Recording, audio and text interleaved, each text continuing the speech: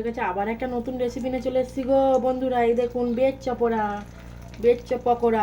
পকোড়া কিভাবে বানাচ্ছি দেখুন, খালি খালি দেখতে থাকুন। এই দেখুন বেড পকোড়া বানাচ্ছি গো, বেড পকোড়া। দেখো দেখো, তুলে নি কেমন লালচে লালচে ভাজা হয়েছে গো, দেখো সবাই দেখো বন্ধুরা। অবশ্যই বাড়িতে বানিয়ে খাবেন, দেখবেন কেমন খেতে ভালো লাগে, দারুণ লাগে। কিন্তু হালকা হালকা আঁচ দিয়ে ভাজবেন, দারুণ লাগবে খেতে, হেব্বি লাগবে খেতে। আবার পাটা দিয়ে দিয়ে এইভাবে রাখো তো। বানাবো প্রথম একটা টিফিন বানাবো, আপনাদেরকে দেখাবো বড়া টাইপের, পকোড়া টাইপের। যা ভাববেন আপনি, ছোট্ট একটা নাস্তা করে আপনাদেরকে দেখাবো। যদি ভালো লাগে একটা লাইক করে দেবেন, কমেন্ট করে দেবেন। ফেসবুক থেকে দেখলে ফেসবুক পেজটাকে ফলো করে দেবেন, ইউটিউব চ্যানেল থেকে দেখলে ইউটিউবটা সাবস্ক্রাইব করে দেবেন। চলুন দেখতে থাকুন আমি কি বানাচ্ছি, তাহলে প্রথম থেকে শেষ পর্যন্ত দেখতে থাকুন। ভালো লাগলে অবশ্যই অবশ্যই লাইক করবেন। দেখুন কড়াইতে আমি জল দিয়ে দিচ্ছি, কড়াইশুঁড়িটা দিয়ে দেবো। কড়াইশুঁড়িটা একটু হালকা করে সেদ্ধ করে নেবো। আর ফুলকপিগুলো আমি দিয়ে দেবো, ফুলকপিগুলো এইভাবে সেদ্ধ করে নেবো, হালকা করে জল দিয়ে ভাপিয়ে নেবো। চলো 5 মিনিট মতন ভাপালে আমার ফুলকপিটা হয়ে যাবে। দেখুন কটা বেড পাউরুটি নিলাম, বেড পাউরুটিগুলো আমি এতে কুচে কুচে করে কুচে নিয়ে আমি এতে মিক্সিতে মিহি মিহি করে বেটে নেবো। কুচে মিহি মিহি করে আমি মিক্সিতে করে নেবো। চলুন এইভাবে সবগুলো পেস্ট করে নেবো। দেখুন আমি মিক্সিতে মিহি করে গুঁড়ো করে নিয়েছি পাউরুটিটা। চলুন এবার ফুলকপিটা দেখবো কত হলো। এবং ফুলকপিটা আমার সেদ্ধ হয়ে এসছে। ফুলকপিটা আমি বেশি সেদ্ধ করবো না, আমি তুলে নেবো। এবারে একটা একটা করে ছেঁকে ছেঁকে তুলে নেবো। এবার একটা একটা করে ছেঁকে ছেঁকে তুলে নেবো। কড়াইশুঁটিগুলো আর একটু সেদ্ধ হবে, আমি ফুলকপিগুলো তুলে নেবো।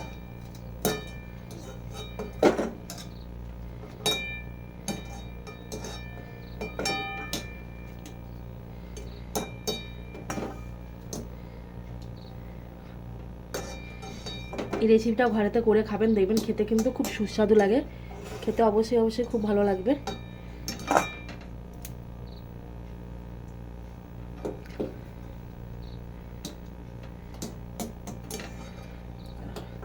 আমি কড়াইশুঁটিটা আর একটু ভাপাতে দেবো, আর একটু সেদ্ধ করতে দেবো। দেখি কড়াইশুঁটিটা সেদ্ধ হয়েছে কি না। কড়াইশুঁটিটা সেদ্ধ হয় না, আর একটু সেদ্ধ হবে। চলো এইগুলোকে আমি এবার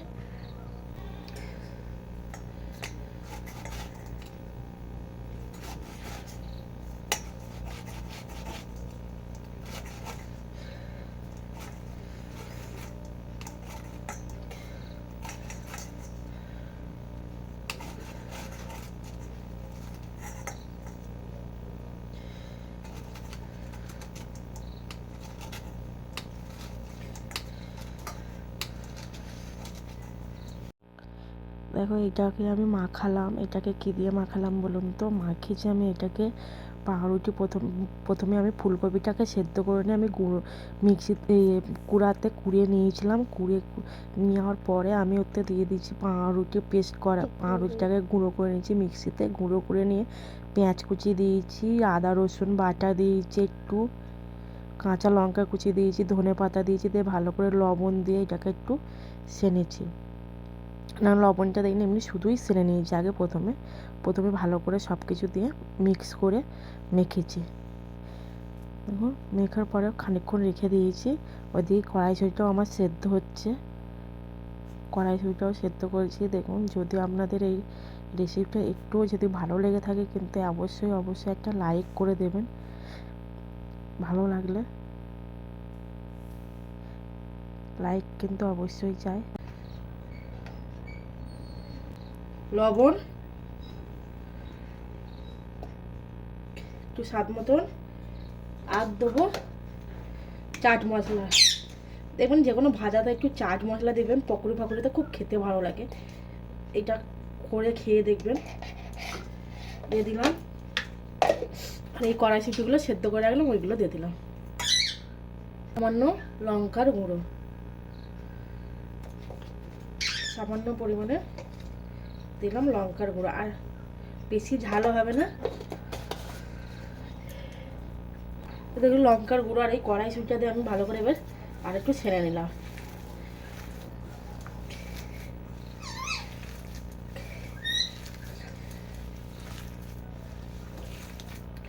এইভাবে ছানতে হবে।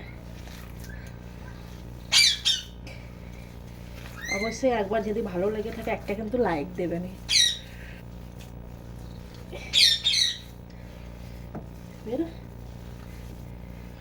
তেলটা আমি গরম বসে দিয়েছি, চলো গরম বসে দিয়েছি, দেখুন তেলটা আমার গরম হতে দেবো। তারে তা করতে করতে আমি এইভাবে গোল গোল করে ছোট ছোট করে বড়া টাইপের করে নেবো। এভাবে গোল গোল করে বড়া টাইপের করে নেবো।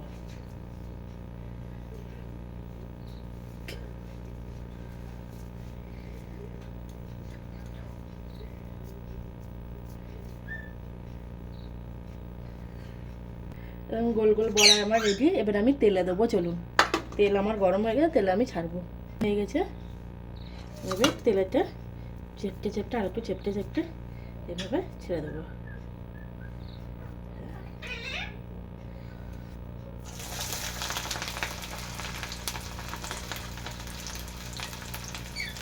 হালকা হালকা আঁচ দিয়ে ভাজতে হবে।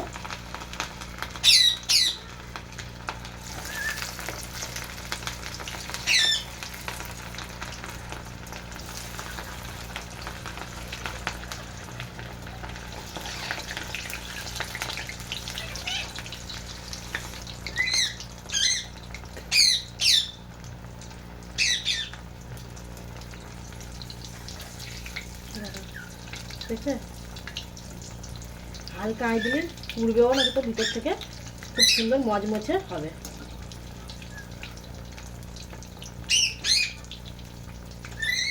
হালকা হালকা আঁচ দিয়ে আমার ভেজে নিতে হবে। এক পাঁচ আমি উল্টে দিলাম। ভাজা আমার রেডি, দেখুন আমি তুলে নিচ্ছি। দেখুন, দেখছেন কেমন হয়েছে বলবেন কিন্তু।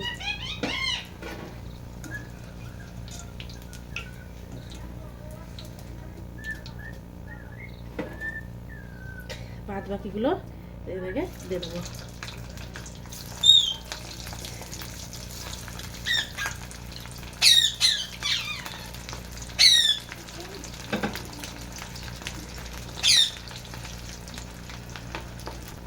দেখো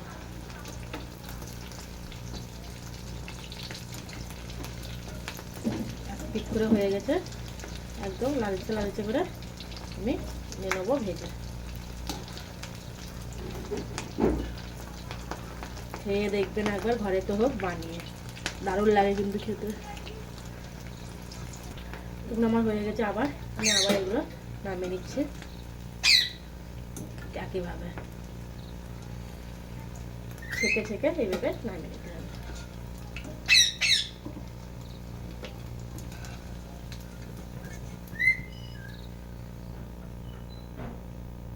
দেখুন ভাজা আমার রেডি।